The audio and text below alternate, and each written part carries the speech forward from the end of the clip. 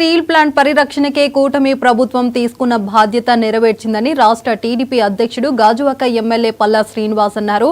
ప్లాంట్లోని కార్మికులు యాజమాన్యం సమిష్టి కృషితో పూర్తి సామర్థ్యానికి చేరేలా కృషి చేయాలని ఎమ్మెల్యే కోరారు.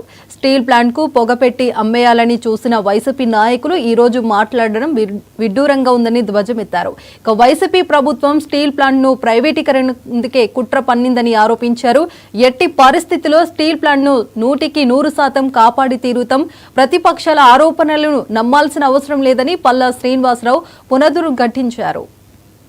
నాయకులందరూ సమాధానం చెప్పాలి. ఒక్క పైసా తీసుకొచ్చారా మీరు 5 సంవత్సరాల్లో? ఎన్ని కోట్ల లాస్ తీసుకెళ్లారు మీరు? ఈరోజు ప్రెస్ మీట్లు పెట్టి మాట్లాడుతున్నారు. ప్రజల యొక్క మనోభావాలతో ఆడుకోవద్దు. చేతనైతే మీరు పరిరక్షించండి, కాపాడండి. అంతేగాని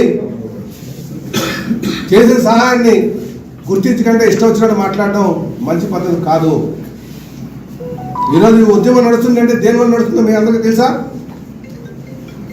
ఇంకా 8,000 మంది నిర్వాసితులు ఉన్నారు. అక్కడ భూములు వాకులు ఇచ్చినటువంటి 8,000 మంది ఉన్నారు. ఆ ఊరిలోకి వెళ్తే కడుపు బాదుకొని చెప్తారు, మా ఇల్లు వాకులు ఇచ్చాం, మాకు ఉద్యోగం కోసం ఎదురు చూస్తున్నాం. ఈరోజు 3వ తరం 4వ తరం ఉంది. ఈ ఉద్యమం బతికింది అంటే, ఈ ఉద్యమం నడుస్తుంది అంటే కేవలం నిర్వాసితుల వాళ్ళని చెప్పి ఈ సందర్భంగా తెలియజేస్తున్నారు. ఇక్కడ ఉన్నటువంటి ప్లాంట్ల కోసం పాటుపడుతున్నారా? గొడవ చేస్తున్నారా? నిర్వాసితుల యొక్క మనోభావాలతో ఆడుకోవద్దు. ఈరోజు 8,000 మంది ఇంకా కాళ్ళు పట్టుకుని ఉన్నారు. మా పరిస్థితి ఏంటని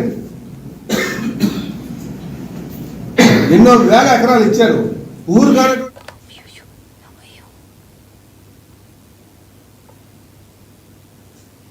మానకొండూరు